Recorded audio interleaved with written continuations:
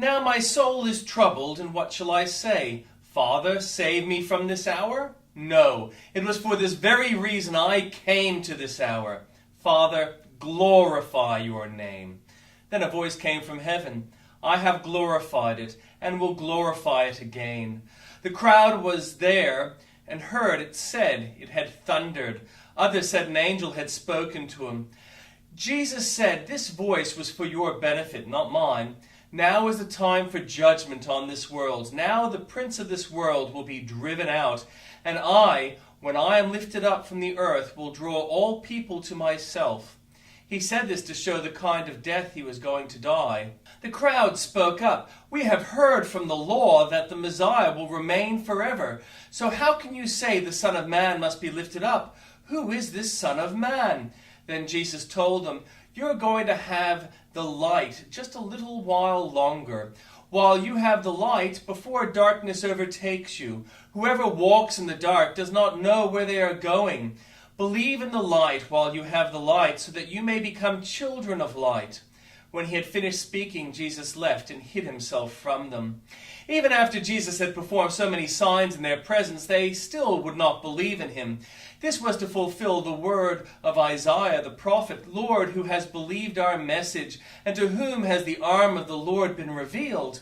For this reason they could not believe, because as Isaiah says elsewhere, he has blinded their eyes and hardened their hearts, so they can neither see with their eyes nor understand with their hearts, nor turn, and I would heal them.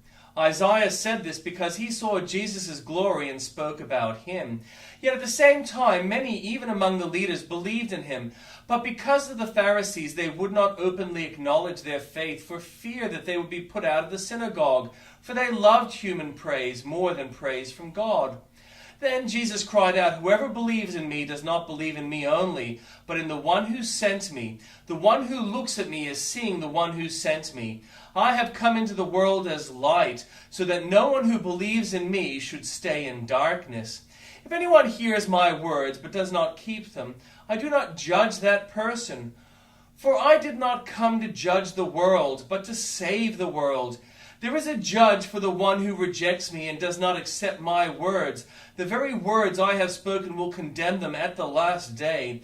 For I did not speak on my own, but the Father who sent me commanded me to say all that I have spoken. I know that his command leads me to eternal life. So whatever I say is just what the Father has told me to say. And the Old Testament reading. The Spirit of God came on Azariah, son of Oded. He went out to meet Asa and said to him, listen to me, Asa, and all Judah and Benjamin. The Lord is with you when you are with him. If you seek him, he will be found by you. But if you forsake him, he will forsake you. For a long time Israel was without the true God, without a priest to teach, and without the law. But in their distress they turned to the Lord, the God of Israel, and sought him, and he was found by them. In those days it was not safe to travel about, for all the inhabitants of the land there in great turmoil. One nation was being crushed by another, and one city by another, because God was troubling them with every kind of distress. But as for you, be strong and do not give up, for your work will be rewarded. When Asa heard these words and the prophecy of Azariah, son of Oded the prophet, he took courage. He removed the detestable idols from the whole land of Judah and Benjamin, and from the towns he had captured in the hills of Ephraim. He repaired the altar of the Lord that was in front of the portico of the Lord's temple. Then he assembled all Judah and Benjamin, and the people from Ephraim, Manasseh, and Simeon, who had settled among them, for large numbers had come over to him from Israel when they saw that the Lord his God was with him. They assembled at Jerusalem in the 3rd month of the 15th year of Asa's reign. At that time they sacrificed to the Lord 700 head of cattle and 7,000 sheep and goats from the plunder they had brought back. They entered into a covenant to seek the Lord, the God of their ancestors, with all their heart and soul. All who would not seek the Lord, the God of Israel, were to be put to death, whether small or great, man or woman. They took an oath to the Lord with loud acclamation, with shouting, with trumpets and horns. All Judah rejoiced about the oath because they had sworn it wholeheartedly. They sought God eagerly, and he was found by them, so the Lord gave them rest on every side. King Asa also deposed his grandmother Maacah from her position as queen mother, because she had made a repulsive image from the worship of Asherah.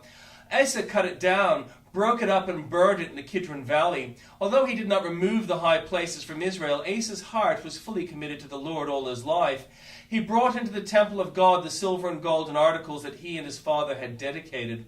There was no more war until the 35th year of Asa's reign. In the 36th year of Asa's reign, Baasha, king of Israel, went up against Judah and fortified Ramah to prevent anyone from leaving or entering the territory of Asa, king of Judah. Asa then took silver and gold out of the treasuries of the Lord's temple and of his own palace and sent it to Ben-Hadad, king of Aram, who was ruling in Damascus.